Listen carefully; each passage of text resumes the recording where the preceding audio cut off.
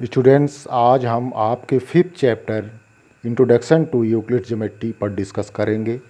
आइए देखते हैं geometry. Word geometry is derived from the Greek word geo means earth and metrein means to major.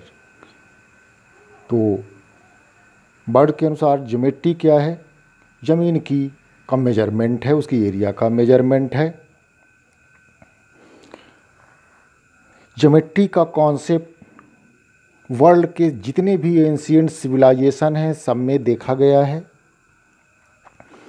Greek की बात करें, इजिप्ट की, तो जब कभी भी रिवर नाइल में ओवरफ्लोडिंग होती, बाढ़ आती, तो वहाँ की जो फार्म्स हैं, फील्ड्स हैं, उनकी बाउंड्रीज ख़त्म हो जाती थी। तो इसके लिए बाढ़ के बाद फिर से उन बाउंड्रीज़ को रिड्रा करना पड़ता था। इसके लिए वहाँ के मैथमेटिशियन कुछ ज्योमेट्रिकल कॉन्सेप्ट्स यूज़ करते थे। इंडिया में आए तो हड़प्पा सिविलाइजेशन में आपने पढ़ा होगा कि जो रोड्स हैं वो पैरेलल्स थी और एक दूसरे को परपेंडिकुलर इंटरसेक्ट करती थी, 90 डिग्री पर इंटरसेक्ट करती थी।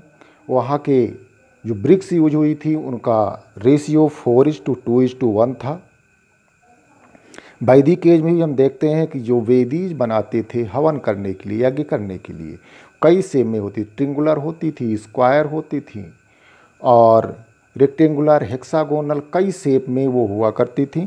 तो ज्योमेट्री का कॉन्सेप्ट्स वहाँ भी देखने को मिलता है। ज्योमेट्री के फील्ड में फर्स्ट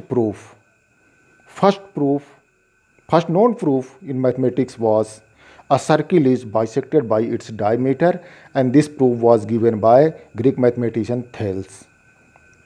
इसके बाद पाइथागोरस का नाम आता है। आपने पाइथागोरस का नाम सुना होगा, जिसकी थ्योरम आप पढ़ते हैं। उन्होंने बहुत सारे ज्योमेट्रिक प्रॉपर्टीज़ को डेवलप किया। और उसके बाद यूक्लिड्स में आ जाएं, जिसका चैप्टर है जो हमें पढ़ना है। ये भी ग्रीक मैथमेटिशियन थे। इन्होंने अपने समय के पहले तक की जो भी नॉन वर्क्स था ज्योमेट्री के फील्ड में, उन सबको कलेक्ट किया और अपनी एक book famous treatise the elements में उनको कलेक्ट करके लिखा। एक्चुअली ये एलिमेंट जो इनकी ट्रीटाइज थी, ये 13 चैप्टर में डिवाइड थी और हर चैप्टर को बुक बोला गया as book 1, book 2, book 3। Euclid derived terms such as point, line, plane, surface etc. from what was seen around them। जो भी मैथमेटिकल टर्म्स थे वो अपने पास की चीज़ों को देखकर वो टर्म्स का नाम देते थे। अब आते हैं यूक्लिड्स। अपनी बुक 1 में कुछ डिफिनेशंस दिया यूक्लिड ने।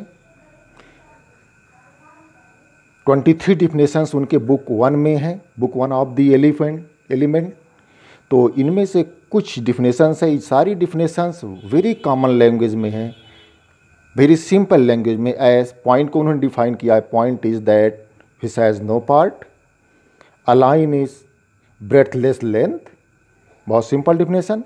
The ends of a line are points. इस तरह से उन्होंने 23 टर्म्स डिफाइन किया उन्होंने। इसके बाद कुछ चीज़ों को उन्होंने ये देखा कि इनको प्रूव करने की आवश्यकता नहीं, सम एज्यूम्शंस विदाउट प्रूफ, इनको प्रूव करने की ज़रूरत नहीं है। ये नेचुरल ट्रूथ है, यूनिवर्सल ट्रूथ है, जो हर जगह हर समय में ट्रू पाए जाते हैं। इनको उन्होंने 2 कैटेगरी में डिवाइड किया, पोस्टुलेट्स जो ज्योमेट्री के लिए था, स्पेशली ज्योमेट्री के लिए, एंड एक्सियोम्स थ्रू आउट मैथमेटिक्स में यूज होने वाला था। यूक्लिड की 7 एक्सियोम्स आपके बुक में दी हुई हैं। हम बारी बारी से इन पर डिस्कस करेंगे। एज फर्स्ट एक्सियोम है, आपको फिर ध्यान दिलाता हूँ कि जो पोस्टुलेट्स और एक्सियोम्स हैं ये यूनिवर्सल ट्रूथ हैं, ये हर जगह हर समय ट्रू पाए जाते हैं। इनको प्रूव करने की ज़रूरत नहीं होती, इनको प्रूफ नहीं करने दिया जाता। तो यूक्लिड के एक्सियोम्स हैं।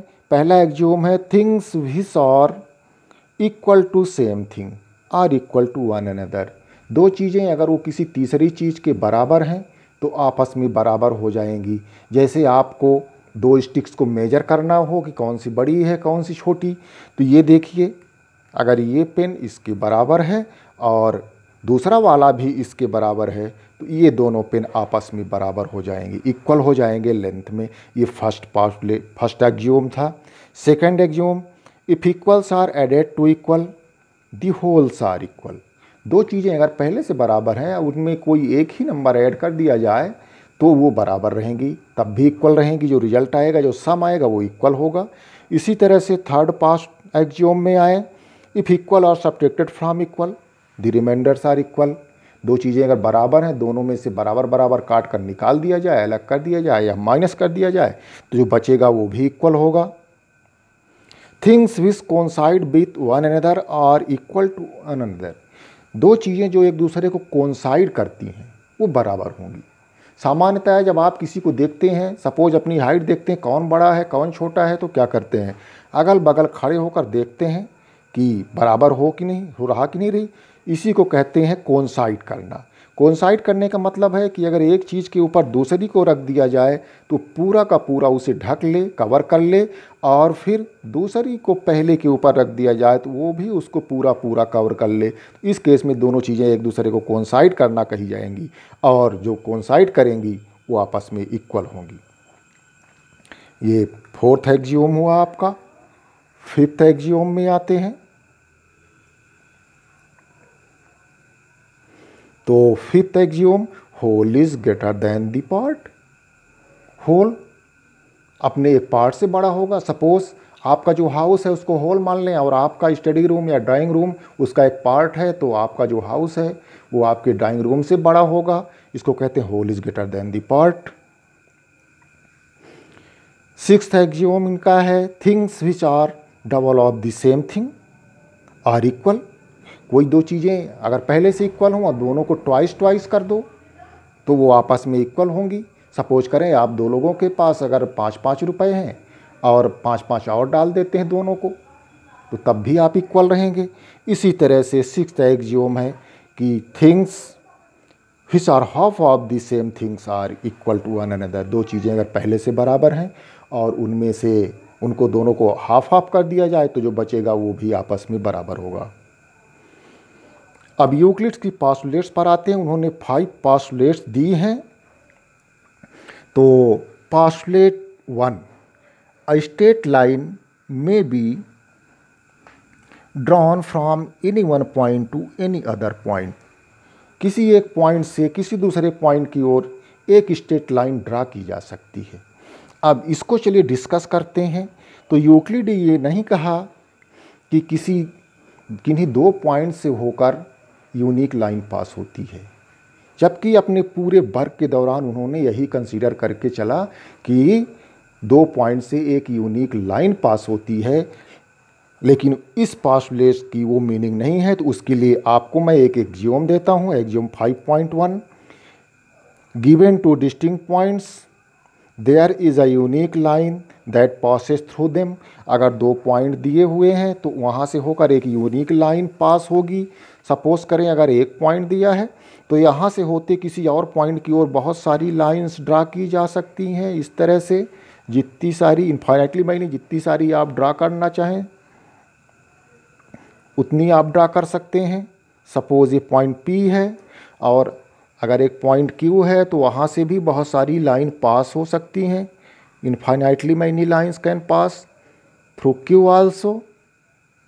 लेकिन अगर P और Q दो पॉइंट हम फिक्स कर देते हैं कि इन दो पॉइंट से पास होने वाली लाइनें कितनी होंगी, तो फिर वो यूनिक लाइन होगी। तो ये बात यूक्लिड के पोस्टुलेट 1 का सेंस नहीं है।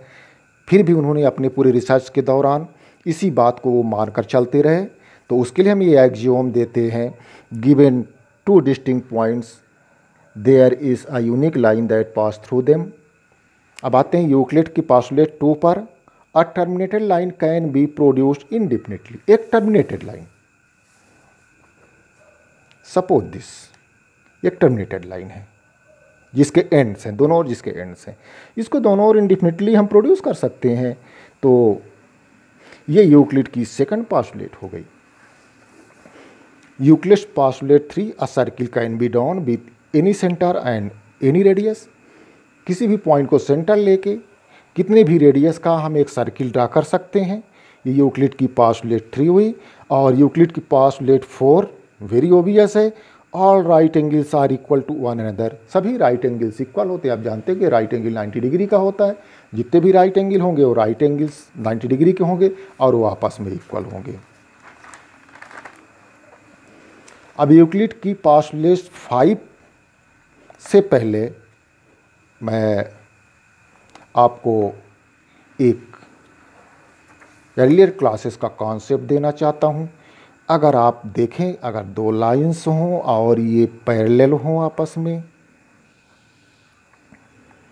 और एक लाइन जिसको हम ट्रांसवर्सल कहते थे इंटरसेक्ट करती हो, तो यहाँ कई प्रॉपर्टीज़ बन जाती हैं, such as corresponding angles are equal, alternate interior angles are equal, और एक तीसरी प्रॉपर्टी बन जाती है interior angles of same sides of transversals are 180 degree. Interior angles means this plus this, suppose 1 and 2, angle 1 plus angle 2 equal to 180 degree होगा। और अगर इनको हम 3 और 4, एंगल 3 और एंगल 4 नेम दें, एंगल 3 प्लस एंगल 4 भी 180 डिग्री होगा, ये पैरेलल लाइन के केस में। तो ये बहुत लेटर कॉन्सेप्ट है। अब इसके लिए यूक्लिड का कॉन्सेप्ट ये कहता है कि अगर दो लाइंस हों may not be parallel, suppose this, and a line falls on it in such a way that interior angle of same sides of transversal is 180 less than two right angles। एक ही ओर का interior angle 180 से less हो, means angle 1 plus angle 2 less than 180 degree. आप ये ध्यान दें, अगर एक तरफ 180 डिग्री से लेस हो रहा है एंगल, तो एक तरफ क्या हो जाएगा, angle 1 plus angle 2 greater than 180 degree हो जाएगा। तो यूक्लिड की 5th पास्टुलेट कहती है कि जिधर इंटीरियर एंगल्स का सम 180 से लेस होगा, उधर अगर आप लाइन को प्रोड्यूस करेंगे तो वो इंटरसेक्ट कर जाएंगी, जैसा कि आप इस फिगर में देख रहे हैं। जिधर सम 180 डिग्री से लेस है, उधर लाइन को प्रोड्यूस करने पर ये इंटरसेक्ट कर जाएंगी। ये यूक्लिड की पास्टुलेट 5 हुई। उसके लेटर का कॉन्सेप्ट ये पैरेलल लाइंस का है जो आप पढ़ चुके हैं। अब एक थ्योरम है, theorem 5.1, two lines can not have more then one point in common. अगर दो लाइंस हैं, सपोज दिस और दिस, तो अगर वो इंटरसेक्ट करे, या तो इंटरसेक्ट नहीं करेंगी, और अगर इंटरसेक्ट करेंगी तो उनमें कॉमन पॉइंट एक ही होगा। इसको कैसे प्रूव करना है, इसका हम आपको प्रूफ दे रहे हैं। कन्वर्सली हम जस्ट अपोजिट लेट कर लेते हैं। Conversely let two distinct lines L and M have two common points P and Q. Here line L passes through the point P and Q, and line M also passes through the point P and Q. That is, two distinct lines P and L and M passes through two points which contradict the fact that unique line can pass through two given points. अब अगर कोई line L और M दो point पर intersect करती हैं एक दूसरे को, तो पहली लाइन भी उन्हीं दो पॉइंट से पास हो रही है, दूसरी लाइन भी उन्हीं दो पॉइंट से पास हो रही है। इसका मतलब दो डिस्टिंक्ट लाइन हैं जो 2 पॉइंट से पास हो रही हैं। और ये भी एक्सियम 5.1 के अकॉर्डिंग इसको ये कंट्राडिक्शन है, क्योंकि 2 पॉइंट से एक यूनिक लाइन पास होती है।